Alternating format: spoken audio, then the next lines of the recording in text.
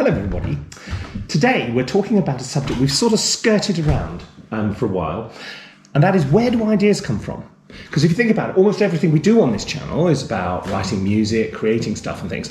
At the heart of that there's an idea, and today I'm going to take the bull by the horns, and I don't have to illustrate everything quite so literally, and try and dig in to the slightly mystical world of where ideas come from.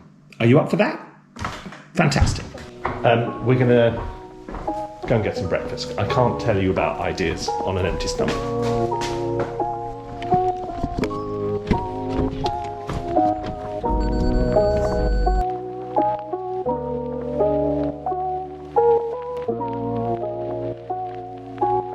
Morning.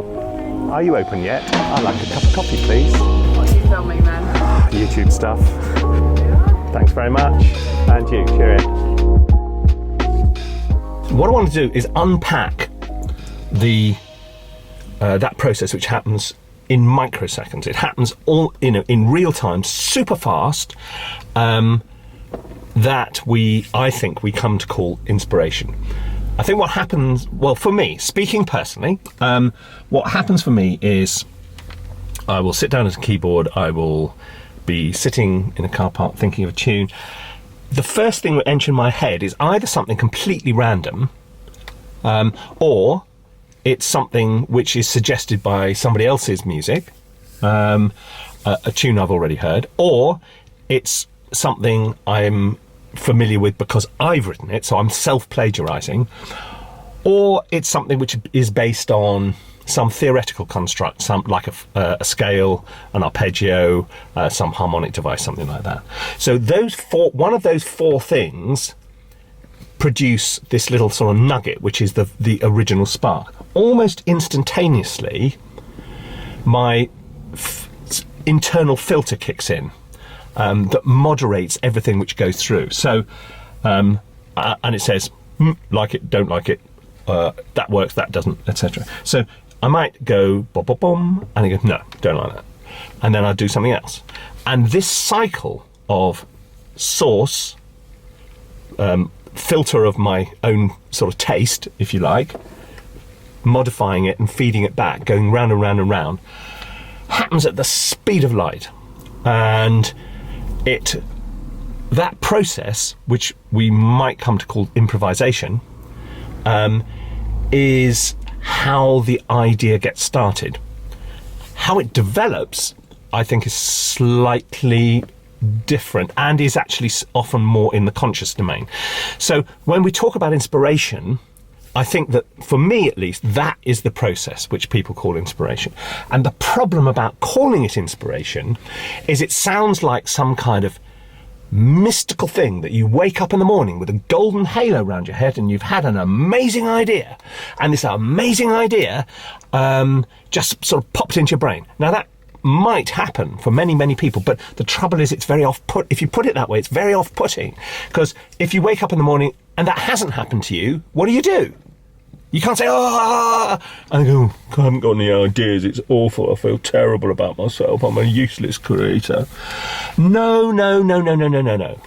You see, so this, when people talk about having ideas is 10% inspiration, 90% perspiration, I would go further than that and say the inspiration is actually process as well. Okay, I haven't convinced you yet. Right, stay with me, because we're going to talk about how you now, what is the next step in that, because we're talking about a whole process here is going to last that long. It's like, seconds, and all we've dealt with so far is the first few microseconds, and now we're going to go into what happens next and how we take that tiny little glowing ember of an idea and turn it into a little sparky, fiery thing. Yeah? Okay. I didn't manage to get my breakfast here. They weren't doing bacon sandwiches yet, so I'm going to have to go home again. Oh well. So, I've talked about this feedback loop, which is something I think informs how we look at the original spark that starts an idea off. What happens next, though, can be a number of things, and it's normally more conscious. I think. So if I come up with a basic little idea and I'm trying to think how to evolve it into a fully fledged idea, I think there's probably 4 or 5 different ways I do it. Combination is a good one. A lot of originality comes out of combining 2 completely different things. So I might take, South American music and hip hop, or I might take a Strauss waltz and a piece of electronica, or so you get 2 completely different genres and you try and smash them together. And if you think about it, there are quite a lot of examples of how this has led to more original ideas out there. So combination is one way. Brainstorming. I'd look at this from the point of view, somebody writes music and songs and things, but actually working as part of a team where different people with different ideas come together is a very interesting way. Obviously, it's been a successful tool for years, and increasingly people writing music are doing that more and more. They're doing it. They've done it for a long time in the songwriting fraternity, and they have these songwriting sessions where people will get together in the same room in order to be able to write a piece of music. But increasingly, particularly in the games world, people scoring video games are doing it more collaboratively now. And that's great because you bring together different people with different ideas, and you end up with something which no one person could possibly have come up with by themselves. Obviously, another technique is evolution, where you take this basic little spark you've got and you use a whole load of technical and theoretical techniques, or tried and tested heuristics of your own, which you are able to apply to this little idea, which blows it from this tiny little glowing ember into a little spark. So evolution is, so you're changing something incrementally to make it more original and to produce something which is original. 2 more. One which is very familiar to people working in the media, and that is what I would call directed creativity. In other words, it's a sort of problem solving. Here is a film, here is a game, it needs this kind of music, how am I going to create that? So your creativity is all directed towards solving that problem. And that actually is a really useful thing, because it provides you with this restriction, and the restriction and the bounds, the more constricted you are, often the more creative you become. That actually having a world of possibilities out there is not the best. Because you just go, I don't know which to choose, I'm going to go down the pub, or whatever. The pub, bar, whatever, depending on part of the world you are. Cafe, for those who don't go down the pub. Anyway, look, I'm getting off the point. So directed creativity, which is a form of problem solving, is pretty common as well. There's also, I think I would also add to this little list, aversion. And that is that your primary goal is not to do what you've done before. Your primary goal is to try and do something different to what other people have done before.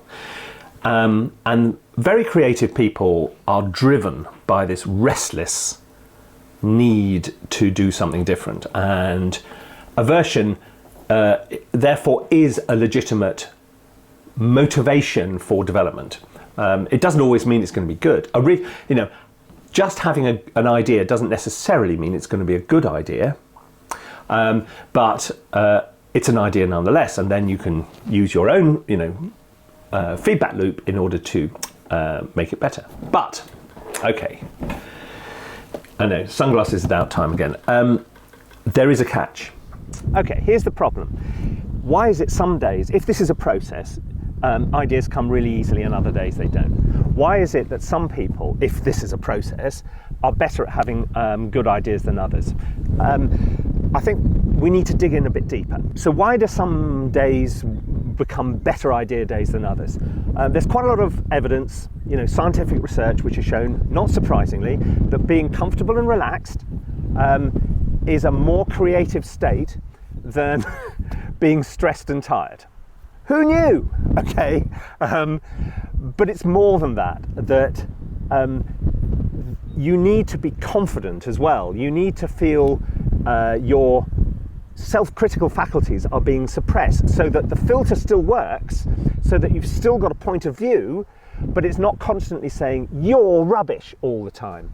And they've done some research where they've taken jazz musicians, for example, put them in a CT scanner, I want you to imagine this, and told them to improvise. And the surprise which came out of that was not that which bits of the brain lit up, but which bit shut down. And the bit was shut down was all to do with self-control. So all those little things which said, should you really be doing that? I don't think that's a great idea. That's the bit which shut down and allowed creativity and improvisation to happen. But it's not just about being comfortable. It's not just about being in confident, familiar surroundings, because art and creativity is filled with examples of people being inspired by beautiful nature, places like this. You come to places like this, you look at it, you have creative ideas. It could be inspired by other really strong feelings. Horror, it could be, something tragic, something really profoundly worrying and disturbing. Those also are creative triggers. So there is a strange balance which is going on between comfortable and confident and the stimulation of the new. Because what all these things have in common is our brain is drawn to things which are new. Novelty is something which attracts our attention and sparks a creative response.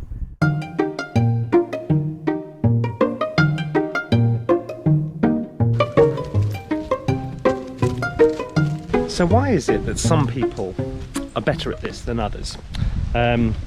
Well, obviously everybody's brain is wired differently, and a lot of creativity is essentially problem solving, and some people's brains are just better at problem solving. They identify patterns quicker than other people.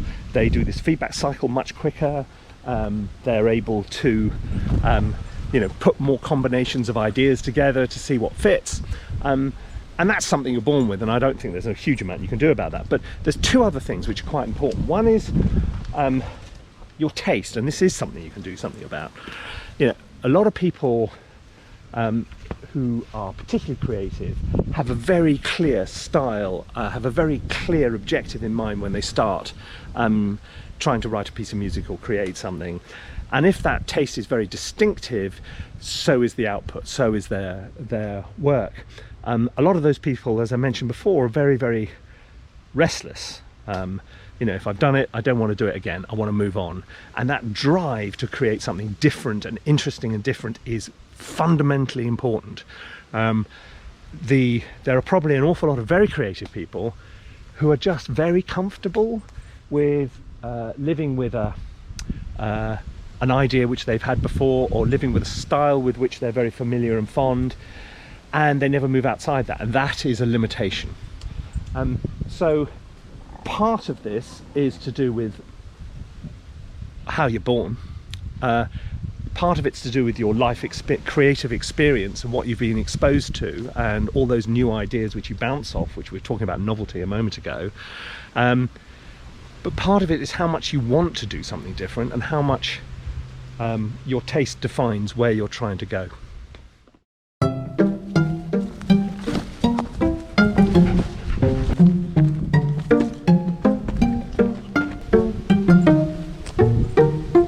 So, to sum up, when I say there's no such thing as inspiration, I mean inspiration is a whole package of things, and if you break it down, it becomes more explainable and less intimidating. If you want to have good ideas, put yourself in the position where you're more likely to have them. Oh, Ziggy. Which means relaxed, comfortable, confident, but expose yourself to new stimuli all the time. Creative stimuli, places, people, things, because ideas come in response to novelty. Don't be frightened about working with other people, brainstorming, different aspects, different approaches. Don't be too comfortable. Don't settle for your security blanket, for your that style, whatever, that idea which you've had before. It might be fun doing that, but it's not going to create a really good new idea. And what part technique, knowledge, theory, frameworks, all those things could really help, because they support the idea creating process. And the more you know, the more fluent you are, the better set up your gear is, the more fluent you are on a keyboard, guitar, whatever, the better, because that enables the process of having ideas to flow nice and smoothly. Look, I hope you've enjoyed this. I hope you found this slightly different a little video useful.